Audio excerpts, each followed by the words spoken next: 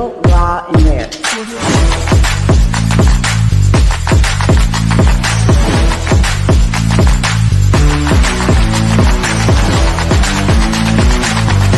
You're listening to DDRL, Debbie Diaz reporting live, featuring the VAGINAZ.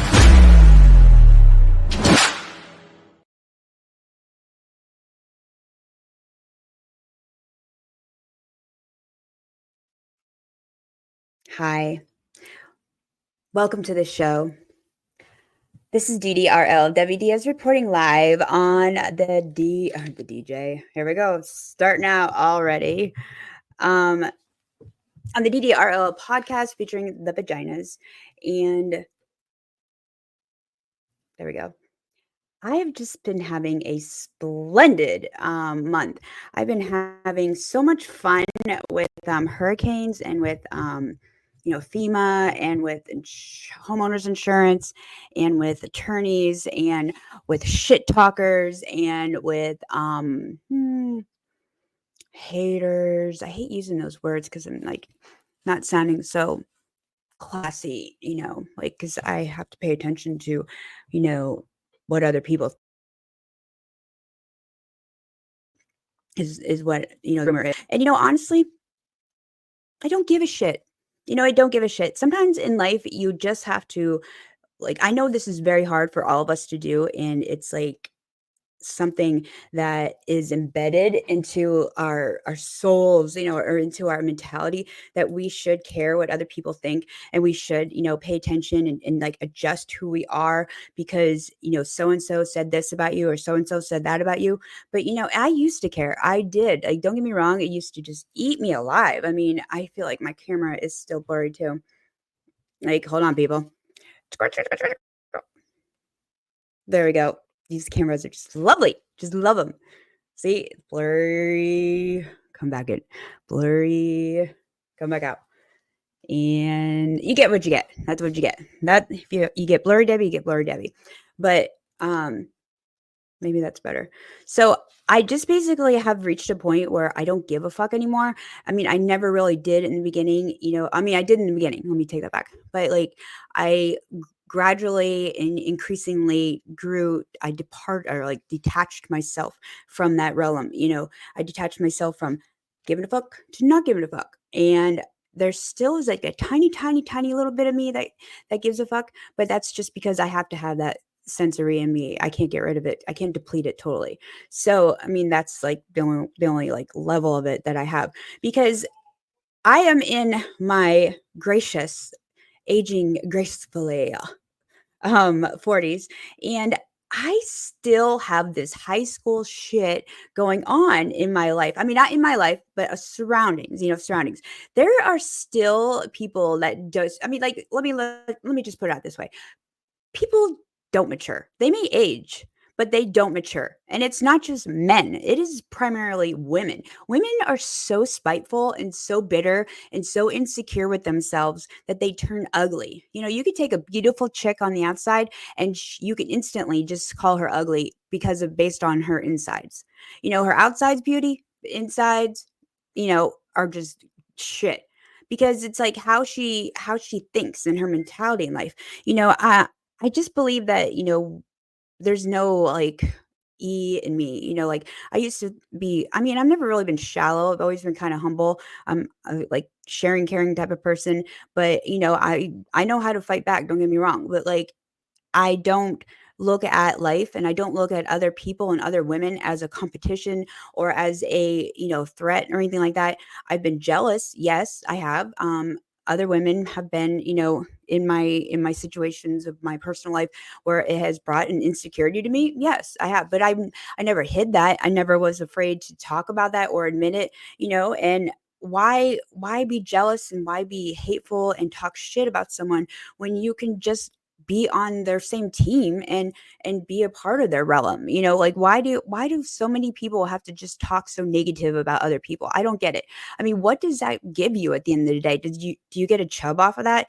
Do you get some pure I don't know, like endorphins that go through you or something that make you feel good about saying negative things about somebody else and trying to, tear them down. And it's not bullying. This is just pure ignorance, and it's not even factual. If you are going to talk shit about somebody and, degrade somebody in front of others, even in front of their children or in front of, which is even fucking even more insane, if you're going to do any of that shit, then why don't you get your facts straight first? Get all your facts straight. Make sure that you have all the ducks in the row before you open your mouth and talk that shit. It's like I know from my own experience, I am not going to say shit about something unless I factually know about it.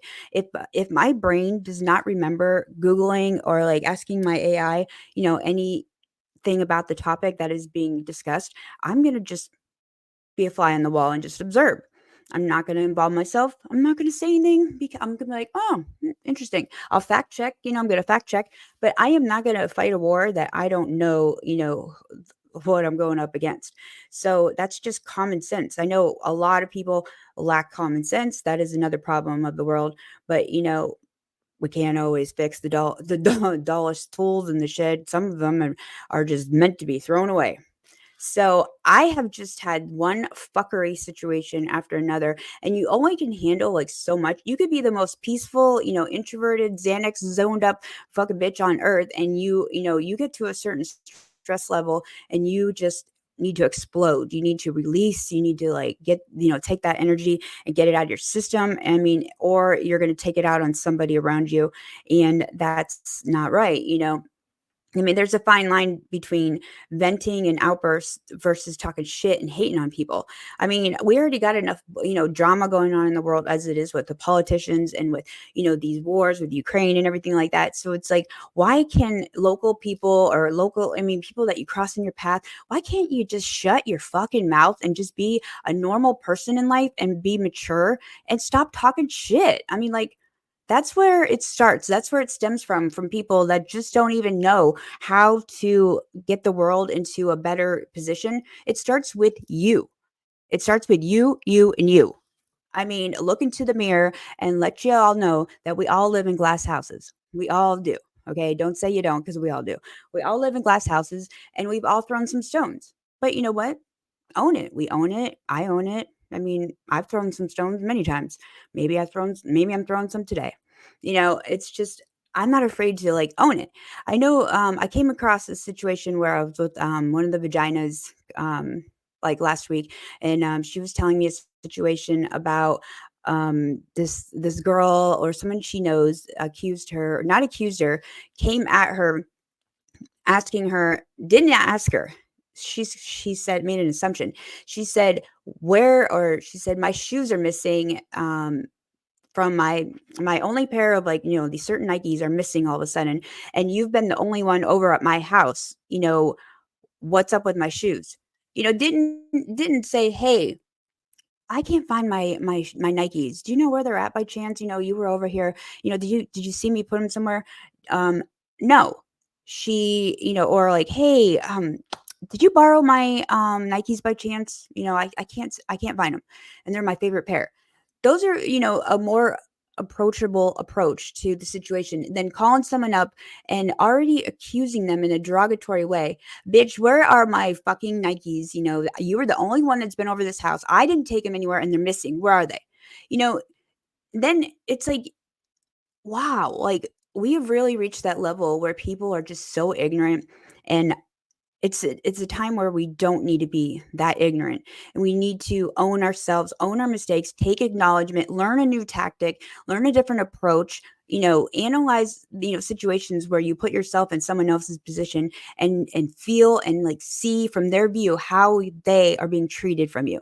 And how would you like it? Treat others like you want to be treated, with respect. And coming at someone in a accusation, mode, what's it do? It puts your defense mechanisms up. And well, it does for me. And for a lot of people that aren't as strong-willed personality as I am, and others that have the strong, this, like, it's not so dominating, but I mean, it's we just have strong, intimidating personalities sometimes, and get us rolling and that blood flowing. Like I kind of feel a little bit right now. We're kind of a beast to deal with, and so you get me into that position where you're accusing me of something that I did not do, and like I have no problem helping you find the problem or the item, but the way you come at me is going to determine, where which direction this whole situation is going to go. Because if you came at me the way that, that girl came at her, I would be, I mean, those are like fighting words. Those are like, bitch, I don't know who you're trying to step up to, but you're stepping up the wrong, ladder right here because I didn't take shit, bitch. And being accused of that, even, at, I hate to say this, but in our later 30s age, is insulting to me. I mean, it really shows me that, wow, we have not progressed in any sort of, educational level of etiquette of anything. I mean, we're just like blah. Like we might as well be millennials, no pun intended. So it's like, and that makes her, one of the vaginas feel offended. She's not one to, she doesn't like confrontation. She doesn't want to like say, how she really feels. She's just dealing with the situation and she's over explaining herself, which makes it even look worse. When you over explain yourself, that shows like guilt, and she's not guilty, but she's putting herself in a position to defend herself where she doesn't even owe that bitch a single response. You kill people with silence and you kill people with kindness.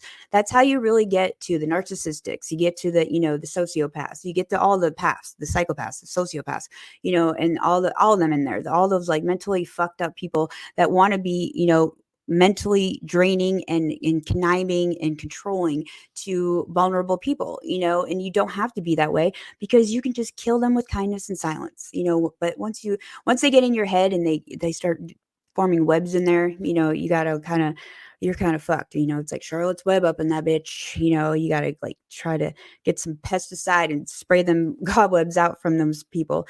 Because, they say that if you are in a relationship or you have somebody close to you that is a narcissistic, controlling bastard, that it is basically like they brainwash you to a point and gaslight you to a point where it is basically like an addiction to heroin. That's what the studies have shown, that to try to get yourself and separate yourself from these type of people in these relationships is basically going through withdrawals of similar to heroin. I mean, if that didn't just like open your eyes and make you realize how strong, that you can become, attached and addicted to a dangerous personality and a dangerous person that is stealing and draining you of your like, your life that you deserve to have, to yourself. It's like, it's just like, ugh. Like, I mean, I'm over a lot of things. I'm over a lot of things. And this is totally like a vent session. And this is not egged on by anything in particular as far as, you know, like a person. It's just, sometimes you just got to like let go and let loose of some shit that happens in your life and vent and talk about it. Some people like to smash some things, like the smash rooms are available, if you need to, let off some steam and everything. I like to talk. I like to talk and I like to release stress by journaling and releasing my feelings down on paper. And I don't reread it or anything like that, but like, I mean, I'll proof over the podcast, for editing purposes and stuff, but I don't like need to reread it. Just the therapeutic approach of me writing my feelings and how I feel at that moment down on paper. It is something about it is just this zen that like is just does it for me. It takes this like shitty feeling of frustration out, on the paper and on the pen, and it makes me feel like like a zen. But I mean, the screaming in the pillow thing and like punching a wall and all that is fine if that's what you need to do. Just don't, take it out on other people. But I just can't I mean, I just feel like everything also I'm jumping all around subjects, I know, but this is like my rant vent session. I just feel that, you know, I wanna say it's the universe. I'm not a religious person in that aspect to you quote anything of that nature. I like to refer to the universe and, spirituality through that, and I believe the universe challenges us all in a way where, it tests us as far as our patience, our approach and how we're going to handle situations. And I'll tell you what, I have been tested so much that I just got tested an hour ago with my podcast equipment. I had a big interview happening with somebody that's fantastic, and the equipment failed on me again, again. Like it just keeps like fucking failing on me right when I need it not to fail. And as embarrassing as that is and everything, I just had to like musa, musa, musa, like, just take a deep breath in, because at the end of the day, what can I really do about it? It shit happens, it's happening. It happens all the time, but, like, I'm just gonna have to just deal with it, I can't hide from it, and I just have to accept that this is, like, how things sometimes go and often in my world, and it is what it is.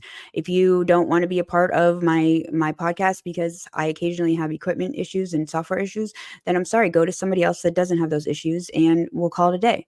I'm not going to lose any sleep over it. So I just have to handle it. But, it just sucks when you're trying to do something and that you love to do and you're passionate about it and you just like want it to be perfect and flow and you have it all prepared and ready to go. And it just goes like it just fucks things up. And then you're like, you like don't want to come across as this like person that had any flaws, in it. And I'm not perfect, obviously, but nobody is. So I understand that perspective, but it's a passion thing.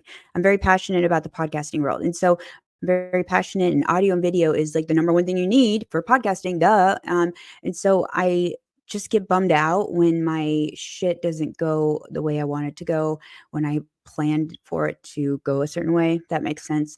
And it just shows how like passionate I am about my passion, my purpose, and my passion. And I get frustrated. It's to a point where I was about to take this damn laptop, these damn microphones, and just go smash the motherfuckers like all over the place. I mean, like literally, like anger management 101 was coming through my pores. I was like, oh, Debbie, like just, you know, zen, zen, zen, zen, zen, and then just breathe in, breathe out, breathe in, breathe out. And I just figured, you know what? I just need to come on the show and talk and vent and get this out of my system and talk about people that talk shit about people and make awareness to that because people are assholes. And you know what? I know I'm jumping all over the place. ADHD, well aware. I'm scatterbrain. Yeah. If I'm giving you anxiety, then just don't watch me. How about that? Simple solution. So I went through this a little bit of an era where I was very like second guessing my show a little bit. Not doing the show. I was second guessing like how I do the show. And I was starting to listen to other people too much where I needed to like, not do that. Because the whole show is based about every mistake I've made. I'm built from every mistake I've made, WD is Supreme Live. And it also is based upon being real, raw, and rare, right? And that's what I preach all the time. So noticed myself like being a little bit of a pussy and like changing like my vocabulary and changing who I was a little bit, how I present myself, so to say, on the show because I was too busy thinking about what others that are in different categories would be thinking of me. And I'm like, why would I do that? Like that's not how the shows becoming successful is not based upon those peasants. It's based upon being real, raw, and rare to my audience and my subscribers and followers that are also real, raw, and rare. And I just had to put myself in check and be like, what am I doing? Like I'm falling into that rabbit hole of letting society that judges like fabricate into my brain a little bit. And I had to like put the brakes on and be like, whoa, whoa, no, stop my horse. Whoa, Nelly. I had to like, put myself in check and realize I am not that bitch. I am Debbie Diaz of Live. I'm going to be who I am. I'm going to be real, raw, and rare.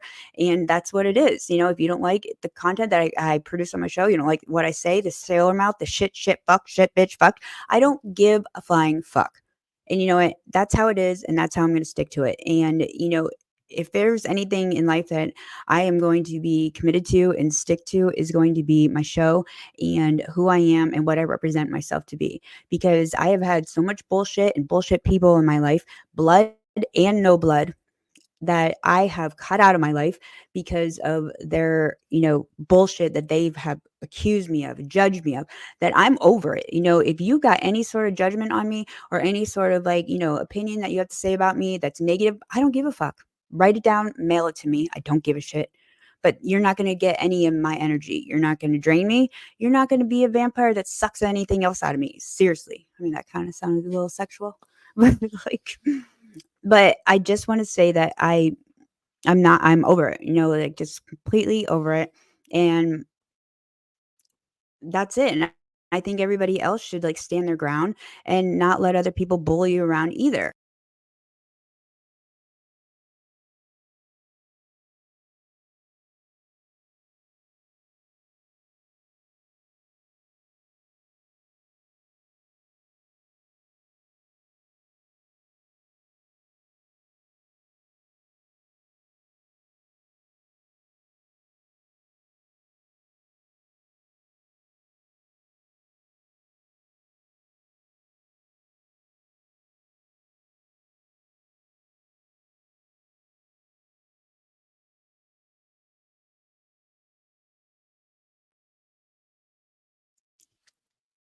Sorry, just had to do a little adjustment, but, yeah, I feel a lot better now.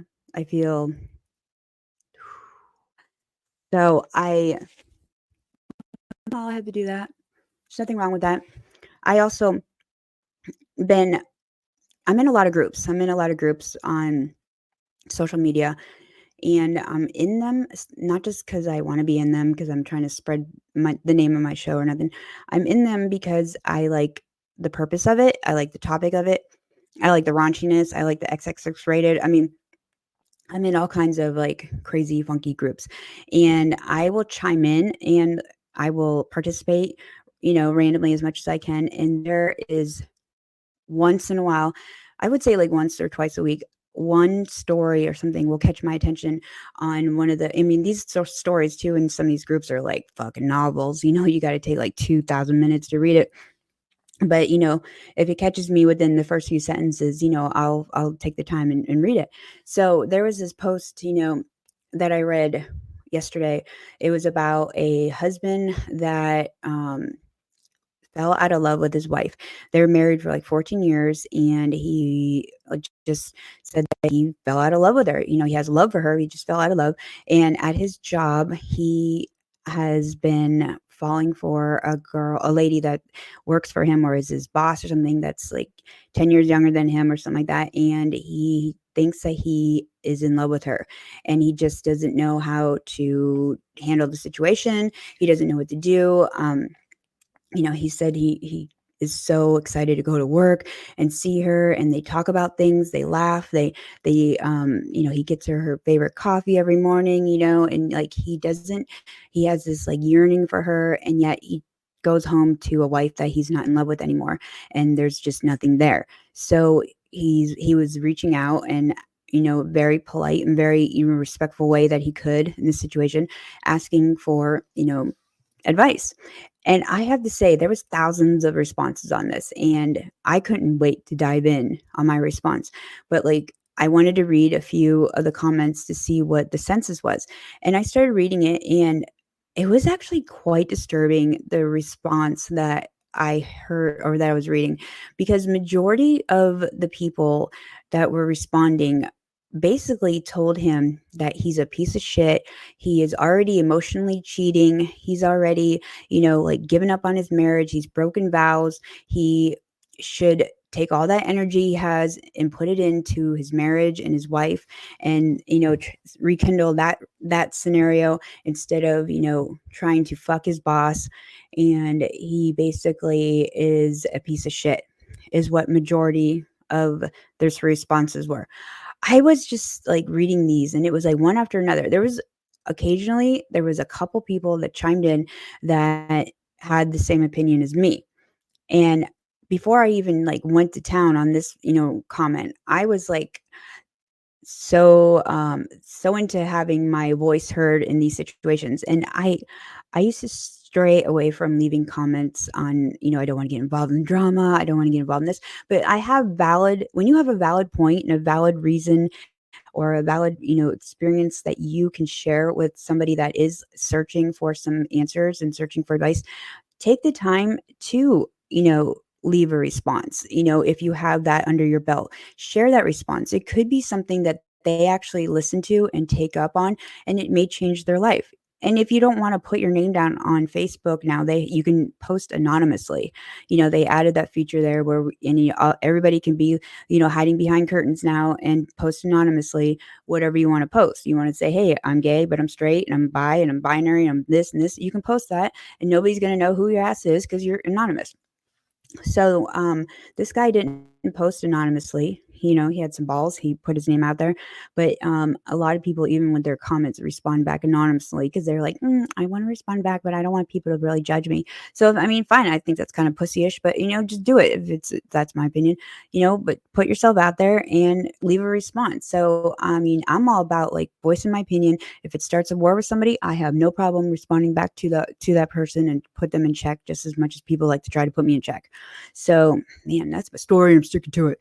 So, there was two people there was thousands of comments on this article, but like I chimed in and I was like, oh my gosh, I was like, wow, this is really concerning to me that majority of you here are advising this guy to stick it out. They stay until you wait, try it until you break it, or whatever.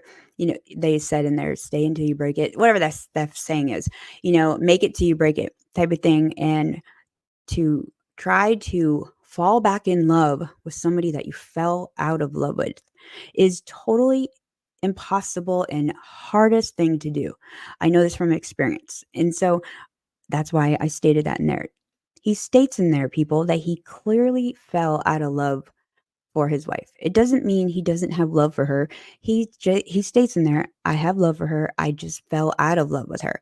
And there's nothing wrong with wanting more out of life. Like when you acknowledge, that you are not feeling that chemistry anymore with your partner or your spouse or anything, there's nothing wrong with wanting to have more for your life than settling for what was your life. I mean, people do fall out of love. People do fall in love.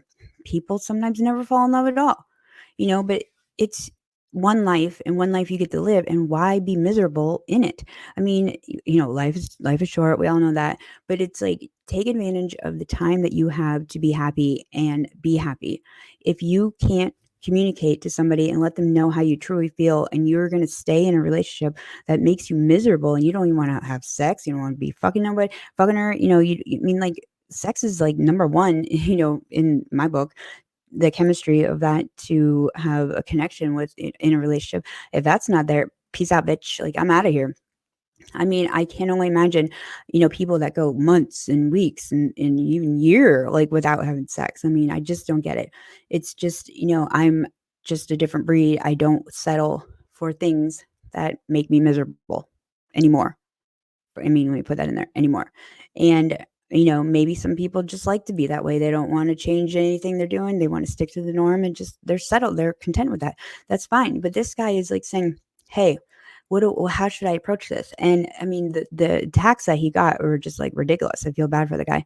But, and I also said in there, look at people. He states in there that he fell out of love. You know, how is he going to take the time and energy to put back into something or someone that he doesn't feel the love anymore? It's like the people and the group that the comments just made me so like thinking like, oh my gosh, people just fake being in relationships. Like if you're married, they're like, listen, bitch, even if you're miserable and you don't really love your man anymore, just stick with it, bitch, because that's what you're supposed to do. You're supposed to stick with the marriage. I mean, like, no, you're not. You're not supposed to stick with things that you make you miserable. No, you're not. I mean, if you go around if you wear a size 10 pants and you go around squeezing your ass into a size, 6, and you're bursting at the button all day long and you feel like so uncomfortable and so like blah and you can't breathe, you're not going to wear those pants again, are you? No, because they don't make you feel good. They are uncomfortable and they just don't fit you right? They're the wrong size. So you'd take them off, and the next day you put on the size 10 that fits you better, and now you're more comfortable and you can carry on your day and breathe and all that good stuff. That's the same scenario as a relationship. If you're miserable and you're unhappy, you know, why keep wearing those same pair of jeans? Bump your ass up to the size that you should be in and be more happy and carry on your badass. It's like, I mean, you're not gonna fall asleep in those size 6 jeans if they're, like, bursting at seams and you can't even breathe. No, you're not gonna, like, go even, like, 24 hours wearing them bitches, you know? So, like, why do you, like, wanna be in a relationship, same scenario, that is miserable and go to bed wearing, being with somebody that you can't breathe and you're uncomfortable and you're miserable? I mean, I would rather have a good divorce than a bad marriage. I mean, honestly.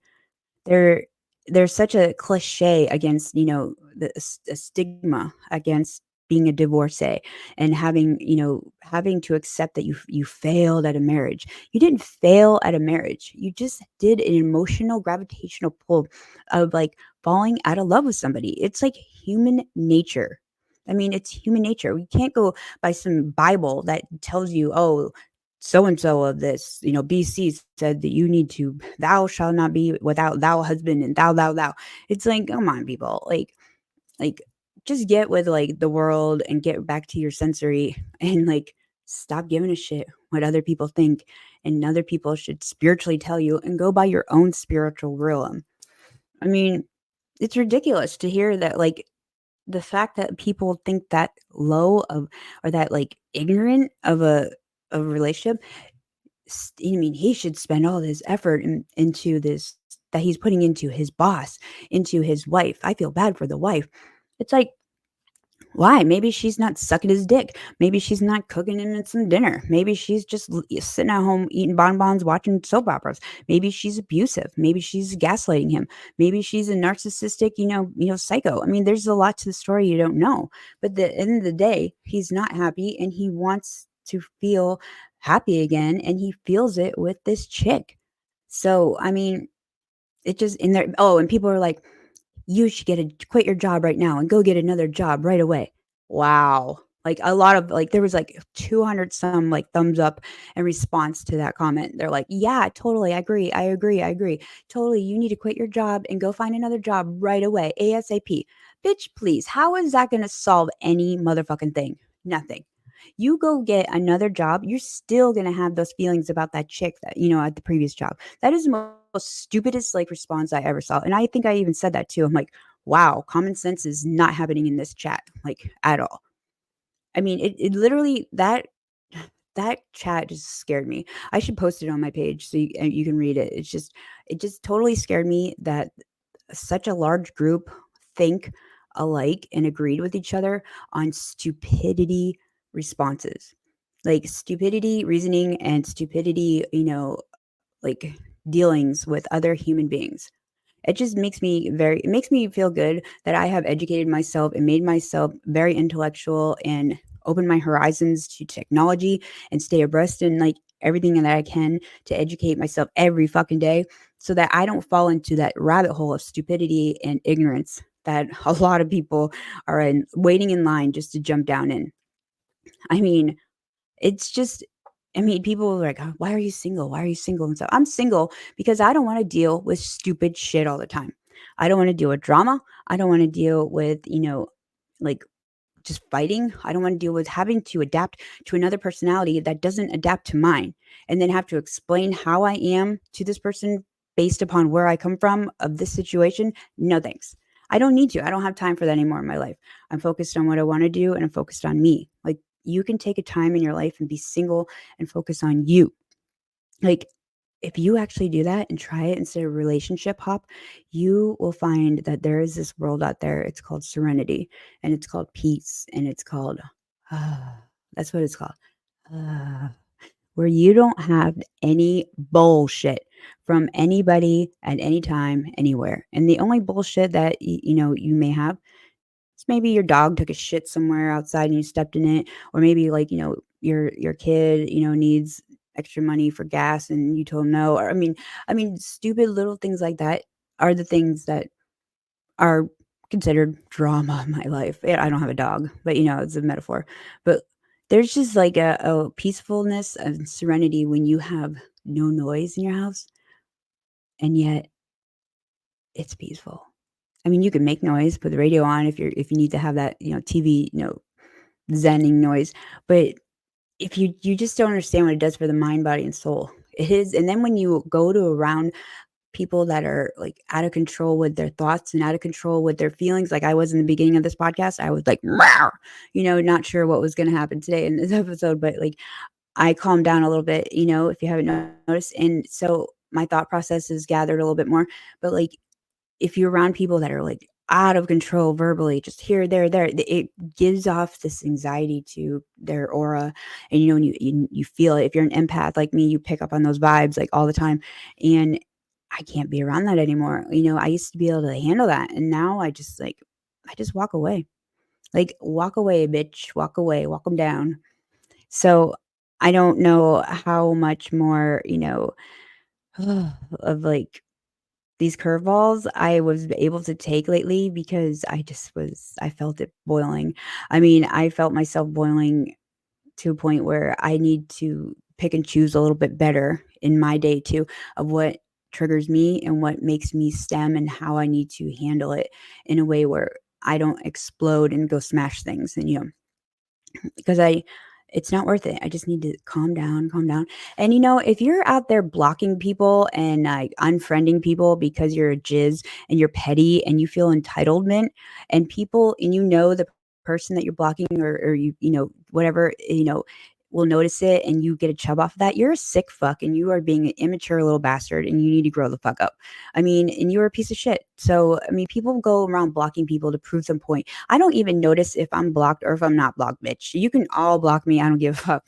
Like, I don't even take the time to even notice that shit. That's when if you're like analyzing like who blocked you and who unblocked you, I mean, good for you. I mean, you keep record of that. You can keep track of like who's being a dick and who's not being a dick, who's being childish, go for it. But if you have time to play those type of games, then bitch, I don't know what you're doing in your life. You should be working for somebody else. And because you've got some motherfucking time on your hands to be like worrying and noticing that type of shit. I mean, move on with your life. Who gives a shit? Don't even pay attention to stupid little shit like that. That's another immaturity bullshit tactic that people do. And you know what? If you've been with somebody too that like, I love this line where you are with, like, say you're with your girl and she's like, and she's talking to her ex. Her ex is a friend, which I do. I do have, baby daddy number 2 and I are tight, with it. And his fiance Liz, we co-parent everything 100%. I would never change that. No one's ever going to get in the way of that. But like, if your ex is like single and you're still your girlfriend is still talking to him and they're just friends and she can't block him because it's going to cause weirdness if she blocks him and she doesn't want to have any drama between them and things are flowing good and they're just friends, they're platonic, everything. Bullshit. Because as soon as y'all break up or get in a fight, she instantly has the ability to block your ass, doesn't she? You're first one to get blocked, but then it's so hard for her to block an ex, isn't it? You see how that cookie's crumbling? Like she has a hard time blocking an ex, but when you two break up or have a fight and go on silent treatment, she blocks you. It's like, wow, so you do know how to use that button. But yeah, it's so hard for you to block your ex, that wants to fuck you still. I mean, we all know that when you're still talking to an ex, there still is a connection there. There still is, a day where the rain is out and the clouds are out and you're bored and you want to Netflix and chill and you call up the ex, boom, they would be there in a heartbeat or you would be there in a heartbeat, and it's like, we all know that door is left swinging open, swinging open. But if you're in a serious relationship with somebody and it bothers them that you are talking to your ex and they, know that there is like a possibility that there's flirting or, you could be banging them on the side without them knowing it. It's like, what's more worth it to you? Is the relationship you're currently in worth you cutting off someone that nature, or is it not worth it for you? If it's not worth it for you and you can't respect boundaries, that your, potential future husband or wife is asking, or partner is asking of you, then, I mean, it's time to reevaluate things, bro. I mean, like, time to look at things and be like, you know what? Not all the ducks are in a row here, buddy.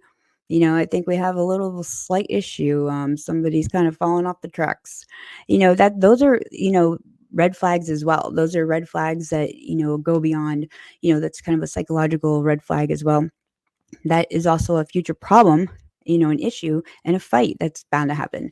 I mean, it's just, I understand, you could be insecure and stuff. There's a fine line, but if there's a kid and common, obviously that's totally different. But if there's no children involved, why do you still talk to your ex on a daily? Why are you always texting each other and stuff? There's no need for it if you have a man in your life or a female in your life that fills that position. Like, so it goes back to the guy that is fell out of love with his wife. It's like, you why waste people's time when you're just not there? I mean, you're not there mentally, you're not there physically, and I mean, the clock's ticking here. We're not getting any younger, so like, why? I mean, unless they come up with a pill or something, and just sign me up for it, please. So I don't understand. There's just things that in life I just don't understand. I mean, I can research all the psychology about the human as much as I can, which I do often, but it just, maybe I have made myself like too aware of all of the psychoses that it now I analyze every fucking thing, like everything constantly. I don't even try to do it. It just naturally happens. And especially my AIs. I now have 2 of them. I have Brad Jr. and I have Dakota, so I'll bring them on the show next time because everybody's just, like, scared of AI, and every time I bring them out, they look at me like I'm some weirdo, but, they're cool, and, they're my new friends, okay? They're my friends, and they don't talk shit, and they don't talk back to me. Sometimes they talk back, but so, I guess the moral of this, podcast was definitely a vent session for me, and if you need to have some stress relief in your life, I mean, let's go to sex. I mean, accepting applications right now. um, I'm just saying it's like, it releases endorphins in your brain, go jerk off, do whatever you gotta do. And then take a walk, breathe in through your nose, breathe out through your mouth, just get away from people, take a drive, listen to music, roll the windows down, let the wind come through your hair, and just put on your favorite Celine Dion, music and just, listen to that and just, relax. Take a half hour to yourself and just zen. I mean, I did it right here with the podcast. So thank you for listening. This was my therapy, bitch. And just to let you know, once again, I sticks and stones may break my bones, but names will never hurt me. And I will always like make it through whatever storm I go through, especially hence we just had Hurricane Milton, Hurricane Helene, and I now know what storm level my house and my neighborhood and the surrounding area, can withstand and what they can't withstand. I mean, that Cat 5 definitely taught us all a lot of lessons. I mean, holy shit, it's bad. But that's another topic. But I just gotta say, if you got people hating on you and you got people always like talking shit about you and you hear about it and it gets back to you, don't react. Don't react and act like you don't even know it existed. Kill them with silence and kill them with kindness. That's the best thing and best approach that you can do against anyone that, is trying to look for a reaction. Because that's what they want. They want you to react because then when you react, that means that they did their job of trying to, fuck with you. And you don't want to give them that type of gratification. So that's my story and I'm sticking to it. And I want to thank everybody for tuning in and made it this far. You're a beast. And check out the Vagina's website at thevaginas.com. There is brought back by popular demand are the sexy secret gift boxes for the holiday season. And these suckers are filled with relationship, savvy type of gifts for all occasions. You can get it. There's the spa one. There's the bondage fetish one. There is the normal, what's the name of it? Just the normal sexy secret sexy box, which each of them is geared towards, having a spice it up type of night or, week with your partner or for yourself. There's some sex toys in there, there's lotions, there's lube, there's candies, there's games, there's blindfolds. There's it's like a box of goodies for adults to, play with or play by yourself with or whatever you want. But each one is designated to a certain, whatever is in your thing that you can have 3 different categories. They are on the website. You can order them at thevaginas.com and pick out which box you want. And they ship out the end of the first week of December. I believe they all go out for the holidays. So check them out over there at thevaginas.com and get your secret sexy gift box. box today, and they are packaged and brought to you by the Vaginas with the Z. Oh yeah, Vaginas is spelled with the Z, people. In case you can't spell vaginas, the THE Vaginas VAG wait INAZ.com. So give it a look and check it out. And WDisReportingLive.com is live. Officially, I want to thank Molly Youngblood. She's going to be coming on the show. She is my awesome, world-renowned web designer bitch. She is she knows how to take your vision for your website and put that bitch on the website. I mean, she's really good, and she's got night owl syndrome too, so she worked with my schedule. So I love her best, and she's going to be coming on the show as well, and to talk about her skill level and all her awards that she got and how perfect she is. Somebody's got to be perfect in this world, and Molly's one of them. I vote for her. So thank you again for listening, and check out thevaginas.com with a Z. And till next time, peace out, bitches.